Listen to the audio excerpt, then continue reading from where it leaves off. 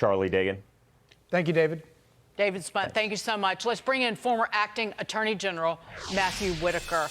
Matthew, great to see you. One question that was not answered in that press conference was, how did Ralph know President Trump was going to be golfing on Sunday at that golf course, and how he knew that he could set up the target of the former president?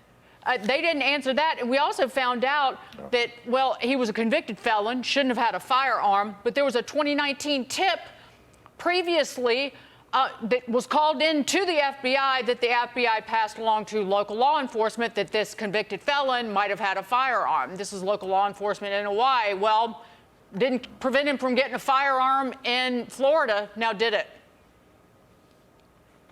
No, it didn't. Dagan, good to be with you and Charlie. You know, this case obviously has a lot of unanswered questions, as you point out, but we still don't know enough from the Butler, Pennsylvania assassination attempt. Now, twice, Donald Trump has almost been murdered because of the failures of the leadership at the Secret Service. And they're just not addressing the threats. They're not allocating resources to the threats. And that's leaving President Trump exposed way more than he ever should be. You know, I was just with him Saturday night right before this. And, you know, it certainly felt like the Secret Service had beefed up the protection at that event. But however, it's very clear to me that there is a lack of imagination on behalf of the folks at the Secret Service that are leading to get the right posture to protect President Trump. So has there been anything in watching these press conferences down in Florida that gives you any hope whatsoever that Secret Service has learned any lessons from Butler?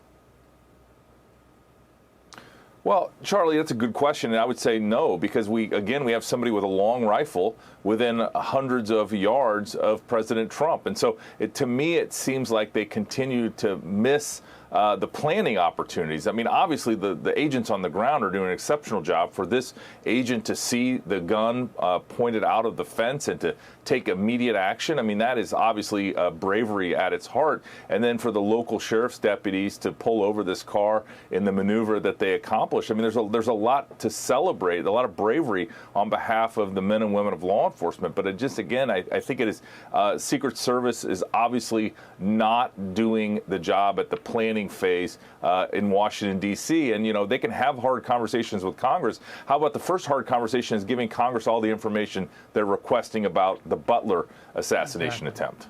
Let's move on to this, Matt. Yet again, the left, the liberals, the Democrats pretending to be shocked, aghast, coming out with statements railing against political violence after painting Donald Trump as Hitler, the devil, you name it, any chance and they could get. Right now, I feel like MAGA in general, they are threats to us domestically, and we see it time and time again. There is a causal connection between the BS that J.D. Vance and Donald Trump spew and the safety and security of the American people. Donald Trump and J.D. Vance operate in delusion, and they operate in distraction and deflection from their dangerous and deeply unpopular policies. Everywhere he goes, he's talking America. Everywhere he goes. Because he doesn't believe in us. Donald Trump is an existential threat to our democracy and our most fundamental freedoms. He's a genuine danger to American security. And never forget this, when the current Democratic nominee for president of the United States wished Trump dead on a talk show. If you had to be stuck in an elevator with either President Trump, Mike Pence, or Jeff Sessions, who would it be? Does one of us have to come out alive?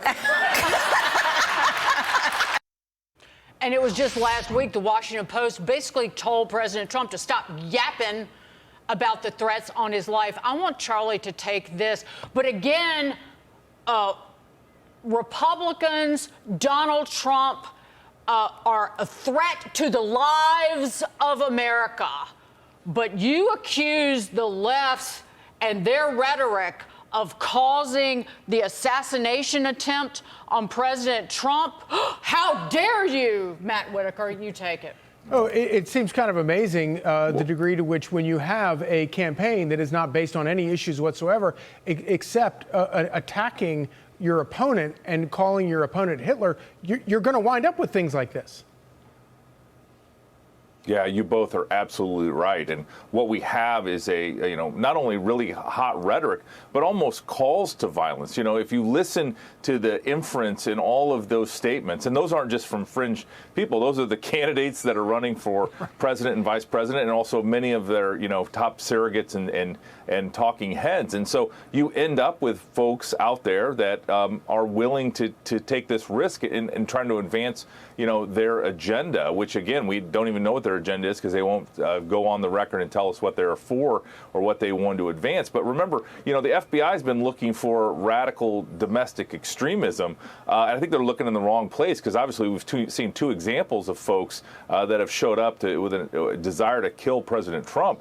And, they were nowhere on the FBI's radar. And I think that's the deep questions that are not being addressed right now. Matt Whitaker, it's great to see you. Thank you so much for being here. Matthew Whitaker. Yeah.